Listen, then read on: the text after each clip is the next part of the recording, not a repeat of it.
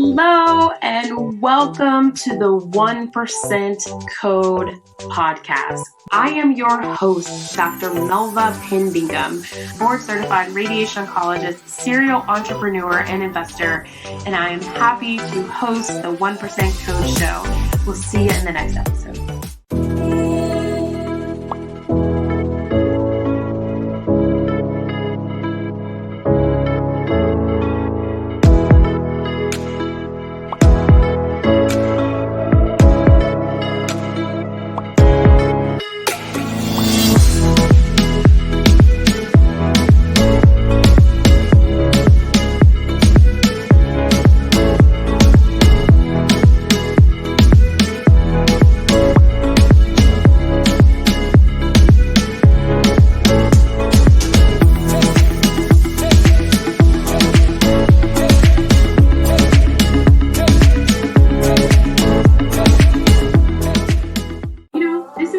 Multiple streams of income. This is how you diversify your income. These are the systems, the mindset, the business acumen, the support you need to leverage yourself, to build teams, to have scale. I wanted to show you what's possible because if you don't have an additional stream of income outside of your primary high-earning job right now, it's either one or two things. Again, I am Dr. Melvapinn-Bingham, board-certified radiation oncologist, serial entrepreneur, and investor, and I am happy to host the 1% Code show. And remember, it is possible to turn your job into a hobby and trade in those golden handcuffs for a true wealth portfolio.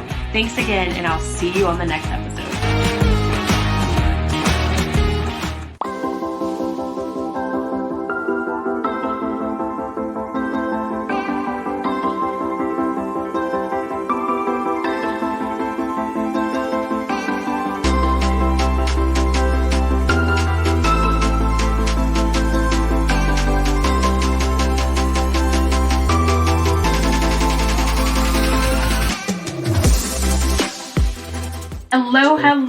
Hello, and welcome to the 1% Code podcast. I am your host, Dr. Melvapinn-Bingham, board-certified radiation oncologist, serial entrepreneur, and investor, and I am happy to host the 1% Code show. We'll see you in the next episode.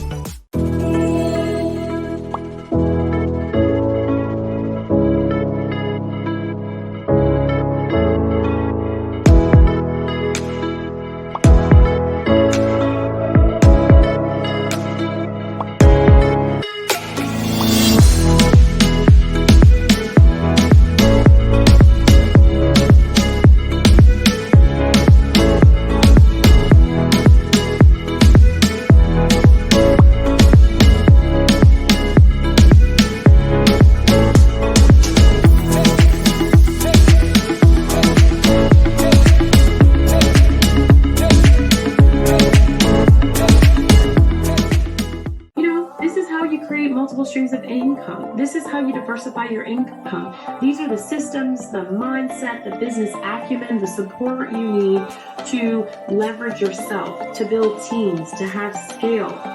I wanted to show you what's possible because if you don't have an additional stream of income outside of your primary high-earning job right now, it's either one or two things. Again, I am Dr. Melvapinn-Bingham, board-certified radiation oncologist, serial entrepreneur, and investor, and I am happy to host the 1% Code show. And remember, it is possible to turn your job into a hobby and trade in those golden handcuffs for a true wealth portfolio. Thanks again, and I'll see you on the next episode.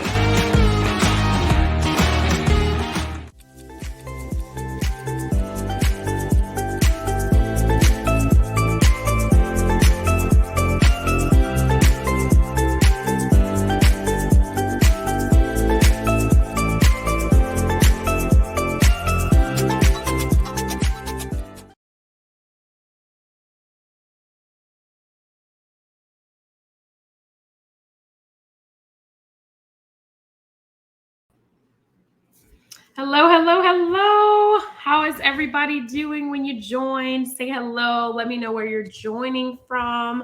Welcome, welcome, welcome. If you're catching us on the replay, hashtag replay. We'll wait as everybody joins us. Jesse, if you can just sound check, mic check, you can hear and see me. Welcome, welcome, welcome. Tonight we are talking about, if you can put the title in the chat for me, Jesse, financial risk, managing financial risk in business. For those of you just joining, and welcome, we'd like to welcome you to the 1% Code Collective. I am your host, Dr. Melva, board certified radiation oncologist, serial entrepreneur, and investor, and I help top income earning professionals and healthcare professionals create multiple streams of income so that you can turn your job into a hobby and diversify your wealth portfolio. So what's going on? I feel like I've been jumping from Zoom to Zoom today. I had the pleasure of being on a panel for Duke Black Alumni Association. It was awesome. All right, Dr. Agostina, welcome, welcome, welcome. So you're joining us from Boston. What's going on in Boston? Wait, let me look at my background. What's going on here? I have like my cleaner. I redid all my my desk. So if you checked out the podcast today, I talked about quitting a six-figure, closing that chapter. My husband put that in there. I feel like that's let's change that background. Anyway, so I had to take the extra desk I had and rearrange it. So let me know what questions you have. Put the questions in the chat. We'll get going here to talk about the subject. I would like to invite you, if you're not already registered, we will be hosting the 1% Code Masterclass. That will be August 23rd and 24th. Super excited to cover everything the 1% Code, the strategy, the systems you need to create those multiple streams of income, diversify your income, and have the choice to maybe close your own six-figure chapter. So how's that sound? All right, so I had to change my lighting. I don't know if it's right, but it was hot. It was hot in here. So who's registered for the masterclass? If you're not, please register, tell your friends, invite your friends to the group. So I don't know where my phone is. All right, let's get going. If you put down the title for me, Jesse, of today's talk, we will get started. So financial risk. Tell me, those of you who are here live, what does that mean to you? What does it mean to have financial risk in business? Like when we bring that up, what do you even think about? Let me see if there's anyone that wants to share with me. Where is my phone? So I can see the names. All right. So how to manage financial risk when growing a business. Okay. So while you're thinking about that, for me, what I think about when I think about financial risk is really the danger of losing money. Okay. So it's either losing your money or someone else's money. It can also be extended to assets, right? So when we talk about financial risk, it's money, it's assets. There can be a loss of, credit value. So that's what we're talking about here. Money and danger and loss, like it just scares people. So when you hear, okay, so let's see, Dr. Agostina, let's see. So you say, thanks for joining in. So when I hear risk, I think loss. Yeah. So it's about loss. And the reason I really wanted to balance that out with, managing, with the title of managing financial risk. Hello from California. You have to say who you are because I can't see your name on StreamYard if you don't give them permission. But it's managing the financial risk because, let's be honest, the financial risk will be there. Okay, the possibility of loss is going to be there when you're growing any additional type of passive income stream, active income stream, multiple income streams, whatever the business opportunity is, financial risk is there. And I think it's even more fitting to talk about this in the in this COVID pandemic era because there was a lot of loss, right? So I'm going to kind of go over a couple of things that I think are important, and then I'll open it up to see if you have questions for me. So one, you have to have a capital strategy. Okay, so when you talk about a capital strategy, okay, hi, Oriana, how are you doing? Welcome to the show. Welcome. All right, so when you have a capital strategy, for this, I'm thinking two things. I'm thinking cash flow and leverage, right? So when you're managing financial risk, you, one, need your business, or let's say for those of you who are growing a business, if it's a private practice, if it's something completely unrelated to your career, whatever that is, you, one, need a capital strategy to keep the business afloat. And then you also need a capital strategy to be able to obtain new financing.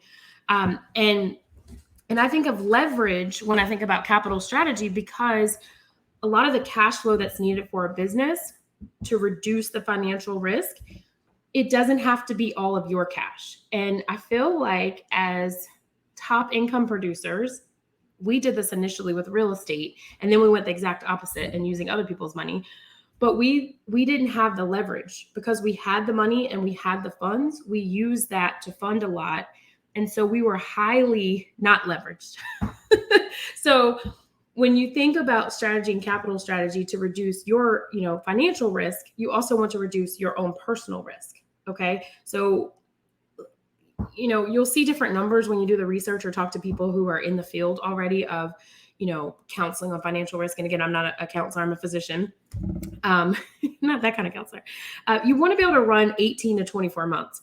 So you just have to be set up to be able to weather the storm, okay, to manage these financial risks. So I think about COVID, the pandemic. So those of you who are just new joining, we are Cold Stone franchise owners, Subway owner, franchise owner. And a lot of what helped us weather the storm is that we had working capital and we were eligible for some of the government money. So it wasn't a strain. So we actually increased our revenue in the Cold Stone business in 2020. And a lot of that is that we had the money to run regardless of whether the sales were there or not. So one, psychologically, that does a lot for you. When you have money in the bank, you feel a lot comfortable than when you're trying to figure out where you're going to get, the money to grow a business, invest a business, grow the marketing, et cetera, right? So that's one, psychologically. Two, I also think that having that money to weather the storm, you're able to invest in areas of your business to grow your business that maybe you would not have been able to do before. So let me see. We have a question. Let's see.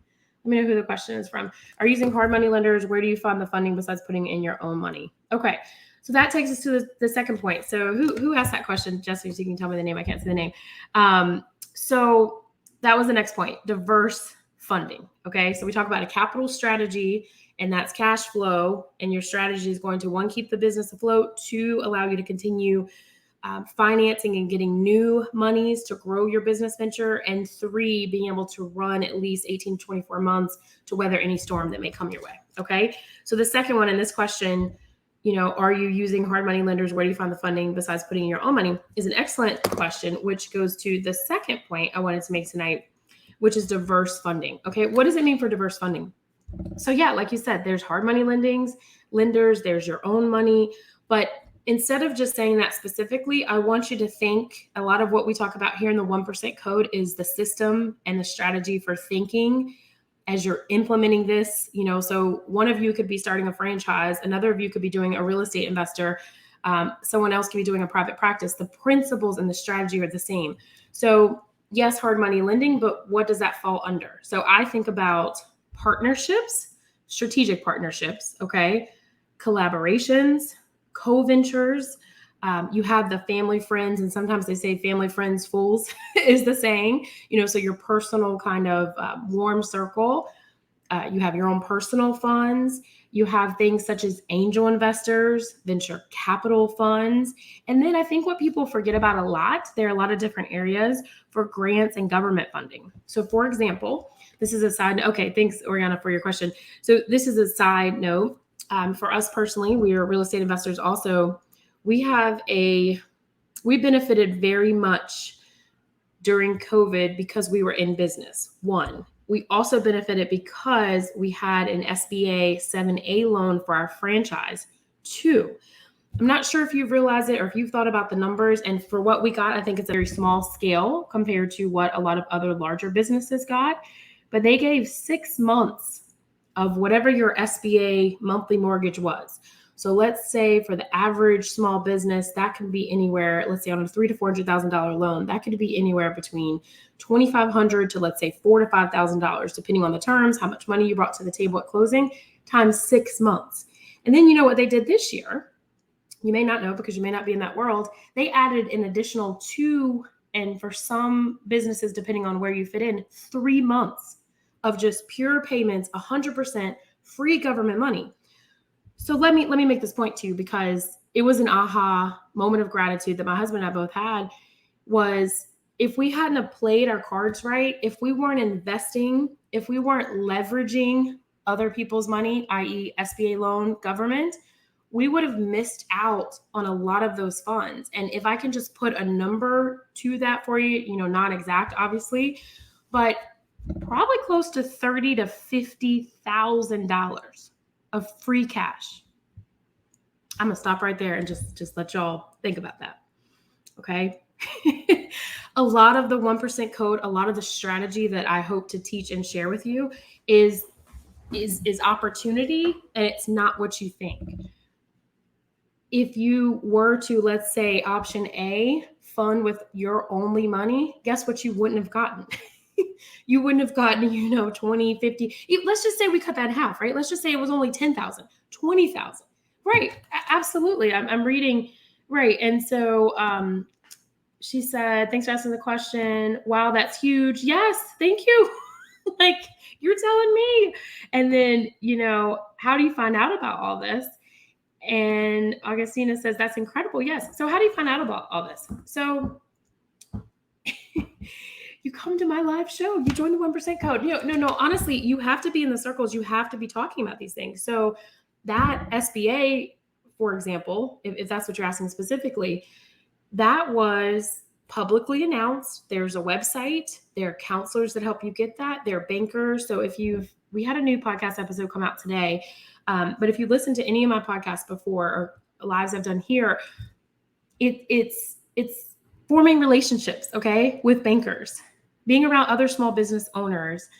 We are now, as franchise owners, actually, we are on distribution list. So I just hope this encourages you. And I'm not saying any of this to brag. I just want to open up the possibilities in your mind of what's out there for you. And even if it's not a pandemic, these things exist outside of that. So we were on kind of like what I would call a VIP list. Okay. So business owners, between bankers, and then if you're a franchise owner, we literally were getting up to the date of how to prepare your application, when the funding was going to be available, what you needed. Franchises. So we're in two different franchise chains between Cold Stone and Subway. It's Subway World Headquarters and Kahala Brands. They're a group of 32 brands for Cold Stone Creamery. And we would get documentation. They would produce reports that we needed to submit these documents. So the more risks that you take, you can actually manage and reduce your financial risk because you have a network, your leverage, your open opportunities that you may not consider. So it's like this cycle and circle, because actually we're working on our second franchise location, and I knew what to ask when I was talking about the SBA loan this time. You can have up to $5 million in SBA loans, so we're not there yet. But I knew what to ask when I was talking to the banker, because still in 2021, you still have time. If there's a business that you're thinking about starting, you can still be eligible for some of this free money for SBA. I believe it's until September. We're going to research that of this year. So imagine we got a loan and they were basically like, hey, look, we're going to pay your loan payments for 6 months. And then the next year, hey, we're going to add on another. We thought it was 3. I think we got 2. Like, it's possible. Okay, so I hope that answers your question. So finding out about these possibilities, you have to be around the right network. You have to be having these conversations. Ask bankers, ask other business owners, right? And I really would extend that question to say, to take it a step further, you want to know that it's out there, and then you want to be prepared when it's time. So a lot of these systems, you probably read about this, or I don't know if you're involved in or had money yourself. I would love to know if anybody else has success stories that's watching now or the replay.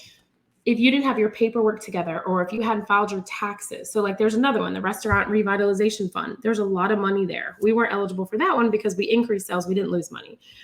So it's out there. So do your research, get in these conversations, ask the questions, and then, I would add to that, make sure you're prepared. Okay. So is this helpful? Are you learning anything new tonight? I hope so, because I've been going from Zoom to Zoom, and I was hoping I'd still be full steam. Let's see. You must have a good accountant. Is my accountant online? Is that my accountant? Let me see the Facebook user. Yeah, you absolutely have to have a good accountant. Let me pop on so I can see the names. Give me a second. All right, let me know what questions you have before we go to the next one.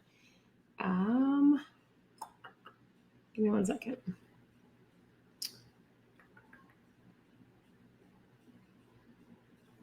Okay.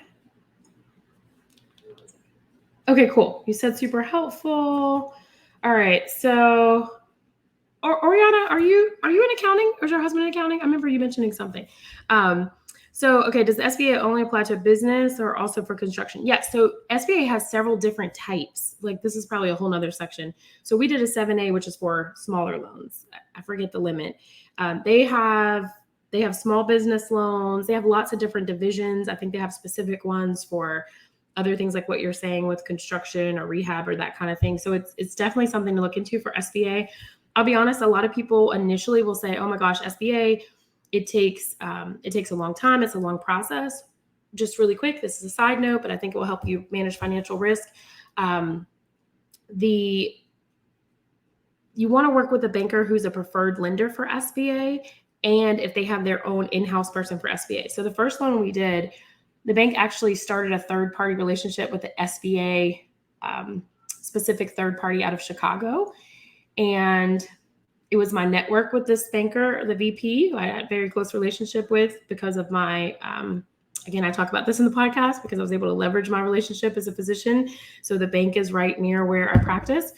And he basically did the first one for us, but it wasn't really the appetite for the bank. And they didn't want to do SBA. So for the second one, we're working with an in-house SBA, and they have an appetite for SBA loans. So those kind of things make a difference, okay? Because they basically had to pay for a contract to hire these people. They did a lot, but that's a whole other topic. But people will do things for you when you have value and they believe in your vision. So, okay, let's see. Okay, no, dentistry. Okay, you're in dentistry. Okay, I thought you were in dentistry, but I wasn't sure if there's some accounting. But yeah, accounting is a whole other topic. But you definitely have to have a good accountant. But you can also get by until you have one too. So we're looking into it for another venture. Okay, awesome. What's your venture that you're looking into, Oriana? Excited to know. Let me know in the comments. Oh, I'm using my mouse. It's not plugged in. So, okay. All right. Let's see. Okay.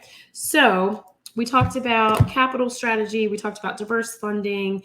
The next one on that I really just wanted to touch on is prioritizing. Okay. When you're managing financial risk, it's important that one, what's your strategy? I talk about this a lot. What's your risk tolerance? How much can you lose? Have you put the reserves by? Do you have the cash flow? Do you have the working capital? And then, have you done a risk and threats analysis? So we're in a market now with a lot of uncertainty, right? With COVID. People are still making a lot of money. There's still, people are always buying. There's still an opportunity to do businesses, but you have to do that research and prioritize. For you, is the opportunity greater? If there's more risk for you and you like bigger opportunity, or would you rather take a little bit of risk and be okay with what opportunity you have? Okay. So let's see. All right. So you're building a senior care facility. Awesome. Where are you? Are you in Florida? Or I have a physician friend who just sold, I believe, her senior care facility. She was in the business for a while. So awesome.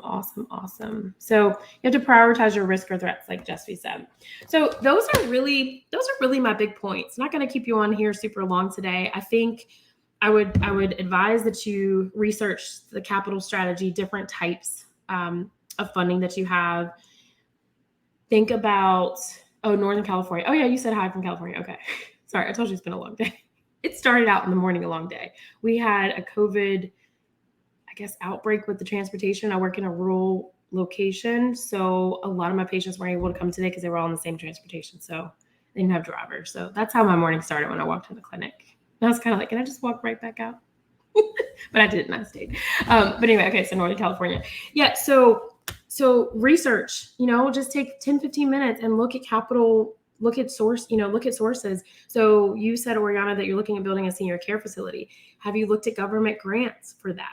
And what I didn't know until recently were that you can write into grants rehab. So for example, we have a we have a house and land in North Carolina. And I was talking to one of my mom's close friends who has done billions of dollars in grants. And she actually has a company here. And we've never really talked about her grant writing business. But you can write in rehab on a piece of real estate in your grant for your service, right? So there's so many possibilities. Even if you don't have the money yourself, you have the vision, you find out what the need is, and you solve a problem. So I would definitely look into that.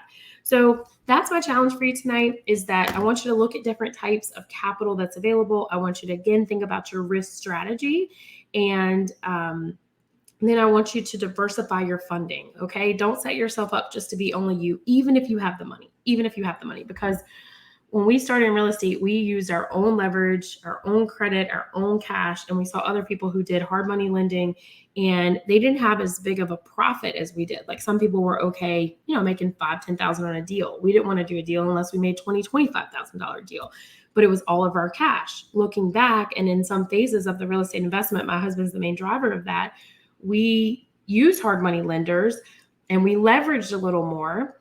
And, there are pros and cons to that, but you want to just kind of get an appetite for where, what makes sense for you in the season of your life. So let's see. Let me just look at the comments. So she said, Oriana said, no, great idea. We just applied for the SBA loan. Okay, awesome. How's that going for you? So you're already you have your business plans out. This is a definite, you're building it. You're getting funding. Awesome. And then let's see, Dr. Agustina says, are there SBA loans available for real estate? So I haven't used SBA for real estate, but I feel like they do have a division. That would be a good, I think it would depend on what it was. They have so many different ones. I've only really had experience with the 7A, but I feel like what is it? Is it a 204? I don't know if anyone's here. I know they have other similar programs specific for real estate. So definitely something to look into. And I can get back to you on that. I just haven't personally done that. Good questions. Any other questions I can answer for you? Again, if you're just joining, you haven't registered for the masterclass, you can go to drmelva.com/masterclass. We'd love to see you there. It's August 23rd. Invite your friends, anybody you think will benefit for that. For more trainings, we have videos here in this group and the podcast. So I'll see if there are any other questions. I hope you're learning a lot. I hope you can apply these things. I can look more into SBA. Maybe we can talk a little bit about that. Okay. So Oriana said, so now we have a new SBA expert, right? Yes, you can apply for SBA related to building out your business. Yep. Awesome. Yeah. So again, when you look at SBA, there's some people who will just say it's not for them. It takes a long time. Maybe it's not positive. Worked out for us. And I think, again, we got that extra bonus of the additional money versus if we hadn't have used the SBA. So, all right. Well, let me know any other questions I can answer. A few more minutes. I know that was fast. So we talked about capital strategy, diverse funding, a lot about the SBA, free money, think outside the box, grants. Don't just have to write your own checks to make your own money, leverage, cash flow. These are all things that I think are important. So any final questions before we wrap? All right. If not, I appreciate you spending some time with me tonight. I hope you got good value. Let me know your takeaways in the comments, and I hope to see you in the masterclass. I'll be in the comments later if you want to ask me some more questions. Thanks so much for joining. Bye.